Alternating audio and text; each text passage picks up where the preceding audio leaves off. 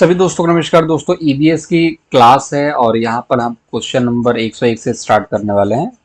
30 set लगने वाले हैं और कुल मिला जुला करके 300 क्वेश्चंस होंगे। तो चलिए पहला प्रश्न है आज का, यहाँ पर ये देखेंगे 101 नंबर से कि नई शिक्षा नीति 2020 के अनुसार प्राथमिक कक्षाओं के लिए निम्न में से क्या स्तर होगा। ठीक है, तो एनईपी नई शिक्षा नीति, राष्ट्रीय शिक्षा नीति के बारे में हम बात करें तो प्राथमिक कक्षा मतलब कि 1 से लेकर के 5 तक के जो कक्षाएं हैं उनके लिए निम्न में से क्या स्तर होगी, किस तरीके का स्तर माना जाता है इसको प्राथमिक को।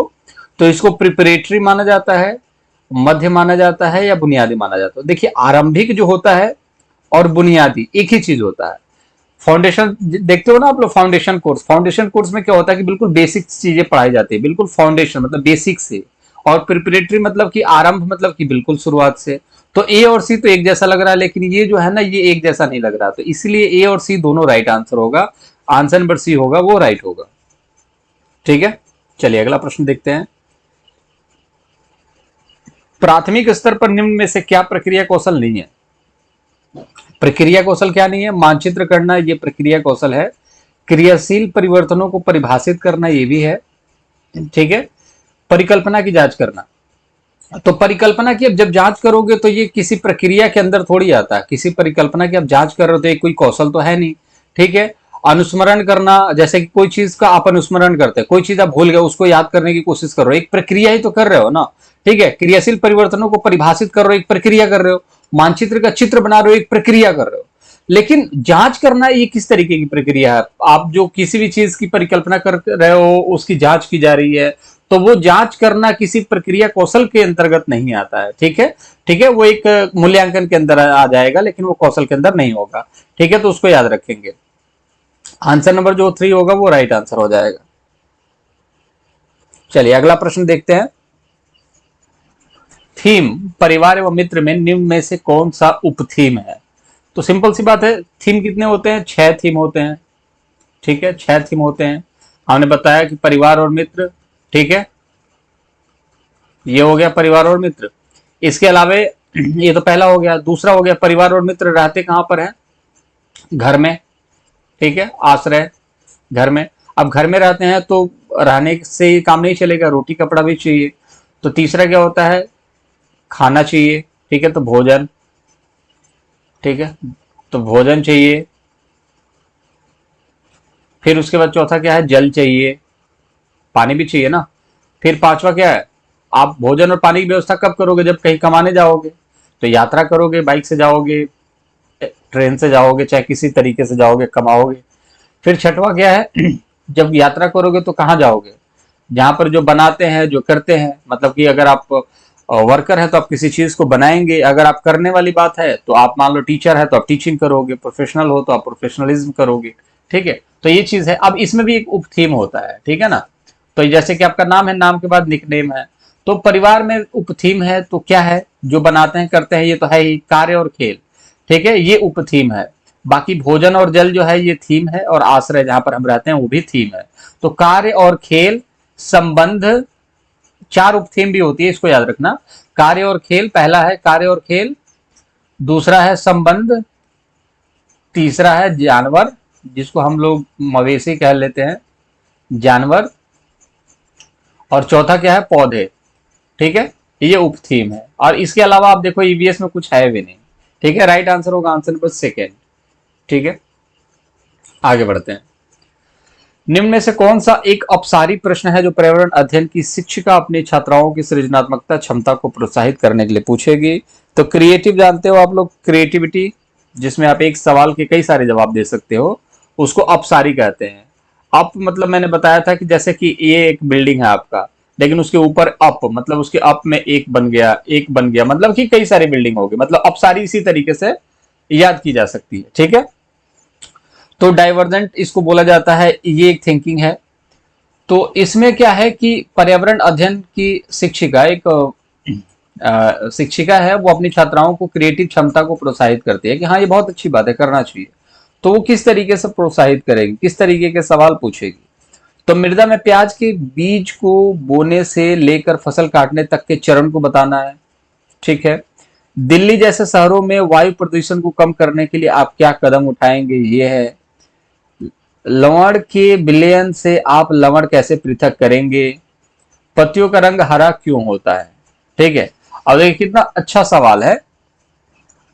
अब देखिए चरण लिखोगे आप तो मान लो मृदा से प्याज बीज बोने से लेकर फसल कटने तक का, जैसे कि हमने मिट्टी को थोड़ा उपजाऊ बनाया, फिर बीज बोया, फिर हमने खरपतवार को हटाया, उसके बाद प्याज को उखाड़ा, मतलब उसके बाद फिर सूखी पत्ती जो होगी उसको हटा दिया, फिर प्याज तैयार हो गया बेचने के लिए।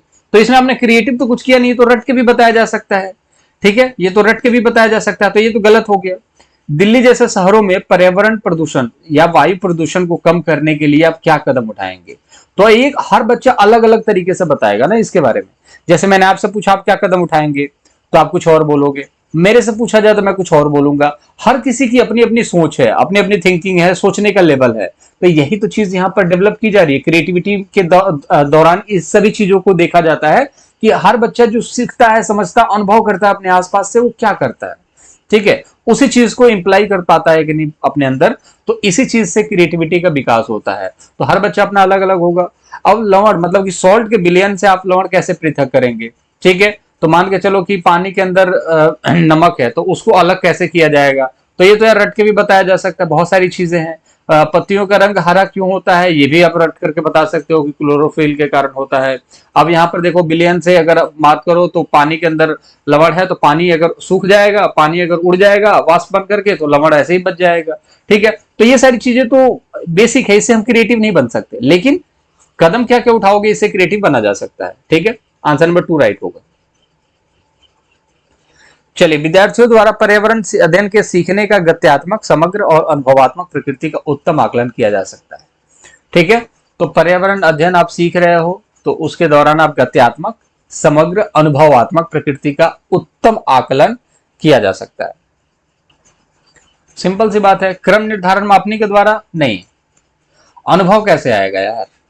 ठीक है, पेन पेपर परीक्षा के द्वारा नहीं, विश्वसनीय आकलन युक्तियों के द्वारा। विश्वसनीय, देखिए आप ऐसे आकलन जो कि विश्वास किया जा सकता है, जिससे वाकई में निष्कर्ष निकलेगा। मौखिक परीक्षा में तो आप देखो किसी को नंबर ज्यादा मिल जाएंगे, किसी को कम मिल जाएंगे। आपका फेवरेट है तो आप उसको 2 नंबर बढ़ा के दे दोगे, चलो कोई बात नहीं। लेकिन विश्वसनीय आकलन युक्तियों के द्वारा जो है वो एक तरीके से उत्तम आकलन किया जाता है। जैसे कि आप जब सीटेट का एग्जामिनेशन दोगे तो उसमें क्या है कि आपके 4 ऑप्शन होंगे, और ये चारों ऑप्शन सभी के लिए हैं। और कोई 82 नंबर लाएगा, कोई 90 नंबर लाएगा, तो ये सिर्फ और सिर्फ उनके कैपेबिलिटी पे है, उनको कितना पता है। ठीक है, तो ये सारी चीजें कहां से आएंगी? एक उत्तम आकलन के दौरान आएगी। आंसर नंबर 3 जो होगा राइट आंसर। चलिए, विद्यार्थी केंद्रित कक्षाएं जो है विद्यार्थियों के सीखने के लिए सहायक, ठीक है, ये सहायक हो गया। सहायक वातावरण सुनिश्चित करती है। निम्न में से कौन सी इस बात को प्रस्तावित करता है? तो देखिए विद्यार्थी केंद्रित, जैसे बाल केंद्रित कक्षाएं होती है ना, तो विद्यार्थियों को सीखने में सहायक होती हैं। कहने का मतलब ये है। ठीक है, अगर आपके हिसाब से चीजें हम सिखाने की कोशिश करेंगे तो आप सीख सकते हो। तो किन बातों को देख, इन 4 ऑप्शंस को देख करके ये बताइए कि किस बात, कौन सी बात इसमें सत्य है। ठीक है, तो देख लेते हैं कौन सी बात सत्य है भाई। शिक्षक निर्देश देता है, ठीक है, तथा विद्यार्थियों की अपेक्षा करता है कि वे उनका पालन करें, अनुशासित रहें। तो बाल केंद्रित कक्षा में ये नहीं होता है। ठीक है, बाल केंद्रित कक्षा में क्या होता है? ये तो ऑप्शन 1 नंबर गलत हो गया। दूसरा देख लेते हैं। शिक्षक पाठ्यपुस्तक पढ़ता है, श्यामपट्ट पर प्रश्न एवं उत्तर लिखता है, विद्यार्थियों से उन्हें लिखने को कहता है। ठीक है, तो ये भी बाल केंद्रित कक्षा का उदाहरण नहीं दिख रहा है। आगे देख लेते हैं। शिक्षक ऐसे सीखने की परिस्थितियां उपलब्ध कराता है जो विद्यार्थियों को अवसर देती है वे अवलोकन करें, खोज करें, प्रश्न करें, प्रयोग करें, विभिन्न प्रत्ययों को विकसित करें। राइट आंसर यही होगा। देखिए सिंपल सी बात है, यही चीज तो कहने की कोशिश कर रहा है कि बाल केंद्रित कक्षा जो है विद्यार्थियों के सीखने के लिए सहायक वातावरण सुनिश्चित करता है। तो मैं आपको सीखने के लिए एक ऐसा एनवायरनमेंट दे रहा हूं जिसमें आप सीख सकें। तो उस एनवायरनमेंट के दौरान में क्या क्या दे रहा हूं आपको? खोज करने के लिए, प्रैक्टिकल करने के लिए, आप देख करके सीखोगे, आप प्रश्न कर सकते हो, प्रयोग भी कर सकते हो। ऐसा नहीं है लाइब्रेरी बंद है या फिर आपका देखोगे कि क्या बोलते हैं उसको, प्रयोगशाला बंद है, आप नहीं जा सकते। आप जाओ, सारी चीजों को देखो, विभिन्न कॉन्सेप्ट को विकसित करो। पढ़ते हैं मतलब कॉन्सेप्ट। ठीक है, 3 राइट आंसर। चलिए अगला प्रश्न देखेंगे कि कक्षा 5 के अध्याय दीवार के उस पार में एक शिक्षक आरिफ अपने छात्र से जो खेल वो खेलते हैं उनके अनुभव साझा करने को कहते हैं। एक टीचर है जो आपसे कहता है, आप क्लास 5 में हैं और आपसे मैं कहता हूं कि आप जो खेल खेल रहे हो ना, जैसे क्रिकेट खेल रहे हो, तो क्रिकेट का मुझे अनुभव बताओ भाई, ठीक है, कि इस क्रिकेट में आपको क्या अनुभव मिलता है, क्या मजा आता है खेलने में, आप लोग दिन भर क्रिकेट खेलते रहते हो, क्या बात है इसमें। तो निम्न में से कौन सा उनके उसके प्रयास को सबसे ज्यादा स्पष्ट करेगा, ठीक है। तो अब 4 ऑप्शन हैं, उनमें से कौन सा ऐसा ऑप्शन है जो आप बता रहे हो ना वो सबसे ज्यादा इफेक्टिव है। तो आप क्या करोगे, नियमों की समझाने लगोगे मुझे कि नियमों की समझ का विकास हो गया कि हाँ भाई, गेंद अगर नीचे नीचे जा रही है तो चौका होगा, गेंद अगर उड़ के जाती है तो छक्का होगा, गेंद अगर विकेटों पे लग जाए तो आउट हो जाएगा। तो इस तरीके के नियम सिखाओगे तो टीचर को मजा नहीं आएगा। खेलों से संबंधित मूल्यों का विकास करना कि ये क्रिकेट नहीं है, ये इमोशन है, इस तरीके की बातें करना जैसे यूट्यूब पे आजकल चलता है। तो ये सारी चीजें बताने से भी कोई फर्क मुझे नहीं लगता होगा। आगे देख लेते हैं। व्यक्तिगत अनुभव को साझा करने की क्षमता का विकास और कुछ मुद्दे की समझ का विकास, जैसे कि लड़के लड़कियों के लिए एक जैसे खेल के लिए एक जैसे, सभी के लिए समान अवसर और टीम भावना। तो ये सारी चीजें अब देखो, आंसर नंबर 3 और 4 में से एक चीज आप देखोगे, 3 और 4 में से व्यक्तिगत अनुभव आप यहां पर शेयर कर रहे हो, को साझा करने की क्षमता का विकास।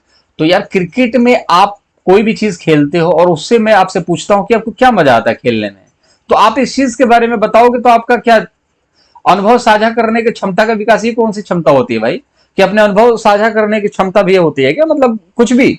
हाँ, मतलब कि आप अगर अपने अनुभव को शेयर करना चाहते हैं तो उसकी भी एक क्षमता होती है। नहीं, अब यहां पर देखोगे कि कुछ मुद्दों की, ये एक पल के लिए मान लो सही है, तो आगे देख लो, कुछ मुद्दों की समझ का विकास, जैसे कि लड़के व लड़कियों के लिए एक जैसे खेल, ठीक है, सभी के लिए समान अवसर। अब इससे बढ़िया पॉजिटिव कोई चीज हो सकती है क्या। एक ऑप्शन में आपको समान अवसर दिख जाए ना, उसके अलावा कोई ऑप्शन सही हो ही नहीं सकता, ठीक है। और टीम भावना, ये भी देख लो कि एक होने की भावना, तो ये वाला जो होगा ना वो राइट आंसर होगा।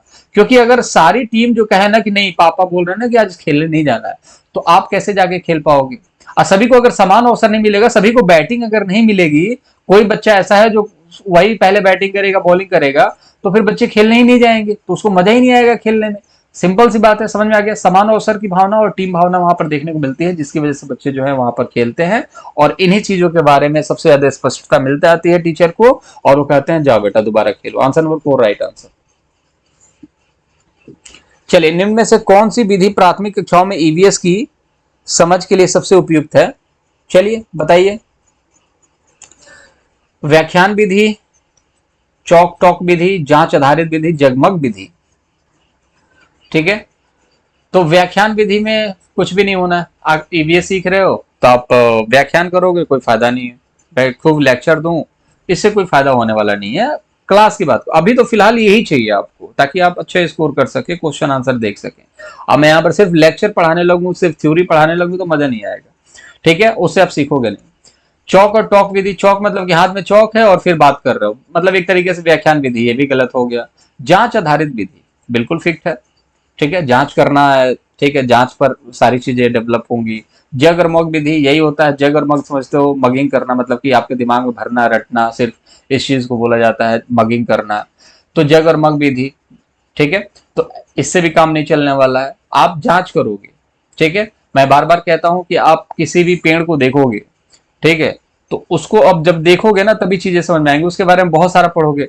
जैसे बहुत सारे लोगों ने पढ़ा होगा शीशम, ठीक है, शीशम, साल वृक्ष, ठीक है, आपने देखा होगा साल वृक्ष। फिर उसके बाद बहुत सारे हैं, रबड़ के पेड़ भी बहुत सारे लोगों ने नहीं देखे होंगे। और भी बहुत सारे पेड़ होते हैं यार, नहीं देखा आप लोगों ने, पास से नहीं देखा है, वो नॉर्मल एरिया में नहीं पाए जाते हैं। तो शीशम वगैरह, साल वगैरह, रबड़ वगैरह, बहुत सारी चीजें ऐसी हैं जो बच्चे नहीं देखते हैं, लेकिन जब वो एक बार देखेंगे ना तो इसको याद करने की जरूरत नहीं पड़ेगी, ऑटोमेटिक याद हो जाएगा, ठीक है। आम, अमरूद, लीची, ये सब तो बच्चों को याद है क्योंकि देखा हुआ है। बाकी बहुत सारे पेड़ ऐसे हैं जिनको वो नहीं देखे, तो इसलिए चीजें याद नहीं होती। तो इसलिए जांच आधारित जो होता है वो सही होता है। Answer number 3 right answer. चलिए, ईवीएस के शिक्षण में क्षेत्रीय भ्रमण महत्वपूर्ण है। निम्न में से कौन सा विकल्प इस प्रकार के भ्रमण के लिए सही है। मैं अगर टीचर हूं आपका तो मैं क्या करूंगा कि आप लोगों के लिए चलूंगा कि चलो भाई घूम के आते हैं चिड़ियाघर। तो इनमें से एक ऑप्शन जो ऐसा है जो भ्रमण के लिए सही है। क्या करना चाहिए भ्रमण के दौरान, पूर्व योजना प्रतिपुष्ट क्रियाकलाप के साथ स्कूल के नजदीक किसी स्थान पर जाना। तो मैं ये कहूंगा कि नहीं नहीं, ऐसा है कि हम लोग बहुत ज्यादा दूर नहीं जाएंगे, हम किसी नजदीक के स्थान पर जाएंगे, ठीक है।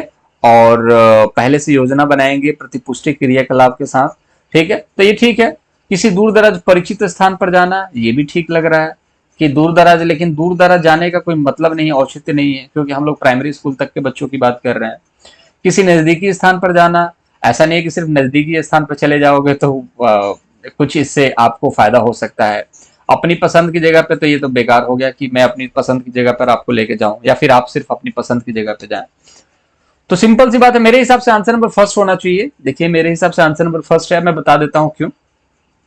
मैंने एक बार क्रॉस चेक भी इसलिए कर लिया ताकि कहीं गलत ना हो जाए इस चीज को लेकर के, क्योंकि ऑप्शन कुछ भी हो सकता है, मैं आपको बता दूं। बट फिर भी यहाँ पर फैक्ट ये है कि पहले से कोई योजना बनाएंगे हम लोग कि हाँ बच्चों हम लोग चलने वाले हैं नैनीताल, ठीक है, और फीडबैक लेंगे, ठीक है। उसके हिसाब से आप देखोगे कि स्कूल के साथ साथ हम देखेंगे कि स्कूल के सबसे नजदीक कौन सा स्थान है, ठीक है।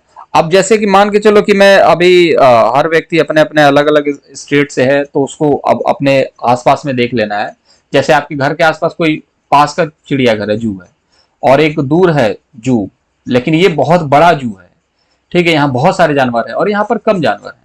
तो आपका स्कूल यहाँ पर है, ठीक है, बिल्कुल पास में है, तो आप कहाँ जाओगे, इस चिड़ियाघर में जाओगे, ठीक है। भले दो जानवर कम मिले लेकिन यहाँ पर जाओगे, ताकि कम से कम 25 जानवर में से 23 जानवर यहाँ पर हैं, तो 23 जानवर तो बच्चे सीखे पहले, दो बाद में बड़े हो जाएंगे तो देख लेंगे। तो सिंपल सी बात है, जो पास में होगा वहां पर बच्चे जाएंगे, प्रतिपुष्टि मतलब कि यहाँ पर फीडबैक लेंगे, स्कूल के साथ जाएंगे, और कोई दिक्कत वाली बात नहीं है, ठीक है। तो यहाँ पर क्रियाकलाप भी होगा और बहुत तरीके की एक्टिविटी भी होगी, तो आसपास में जाने में सही है, जाने और आने में भी आसानी, कोई दिक्कत वाली बात भी नहीं, पैसा भी कम लगेगा। Answer number first right answer. Options ऐसे हैं जो आपको लगेंगे हो सकता है सही, हो सकता है गलत भी हो, तो इसमें लेकर के निश्चिंत रहें। एक ईवीएस की कक्षा को एक खुशगवार कक्षा होना चाहिए, इस संदर्भ में निम्न में से कौन सा कथन सही होगा। शिक्षक कक्षा में खुश रहता है और विद्यार्थी उनके निर्देशों का पालन करते हैं, ठीक है। अब एक ईवीएस की क्लास चल रही है जिसमें बच्चे जो हैं वो बहुत खुश हैं, हर बच्चा खुश है, टीचर भी खुश है, तो इसमें से कौन सा कथन सही है, क्यों खुश है वो। तो शिक्षक कक्षा में खुश रहता है, मैं कक्षा में अगर खुश हूँ और मेरे निर्देशों का आप लोग पालन करते हैं तो ये बहुत अच्छा हो गया क्लास, ठीक है। देखते हैं, सख्त अनुशासन तो ये खराब हो गया भाई, इसकी वजह से खुशगवार हो ही नहीं सकता। अवलोकन, अन्वेषण, प्रश्न पूछना, क्रियाकलाप करना, ये हो गया राइट आंसर। आंसर नंबर 3 होगा राइट आंसर। सिंपल सी बात है, जब आप अवलोकन करेंगे, ऑब्जर्वेशन करेंगे, अन्वेषण करेंगे, प्रश्न पूछना होगा, ठीक, क्रियाकलाप होगा, तो बच्चों को इंटरेस्ट तो आएगा ना, ठीक है। तो ऐसा नहीं है सिर्फ थ्योरी पढ़ाओगे तो इंटरेस्ट आएगा, ऐसे इंटरेस्ट आता है, ठीक है। तो ये आपका राइट आंसर हो गया। चलिए आप मुलाकात करेंगे अगली वीडियो में। अगर आप चाहें तो कंटेंट आपको यहाँ पर मिल रहा है, आप यहाँ से देख सकते हैं, ठीक है। चैनल को सब्सक्राइब कर सकते हैं, ठीक है। और पीडीएफ के लिए मैंने आपको बता दिया, यहीं पर मिल जाएगा, या टेलीग्राम चैनल का लिंक डिस्क्रिप्शन में है, वहां पर जाएंगे, वहां पर भी पीडीएफ आपको मिल जाएगा।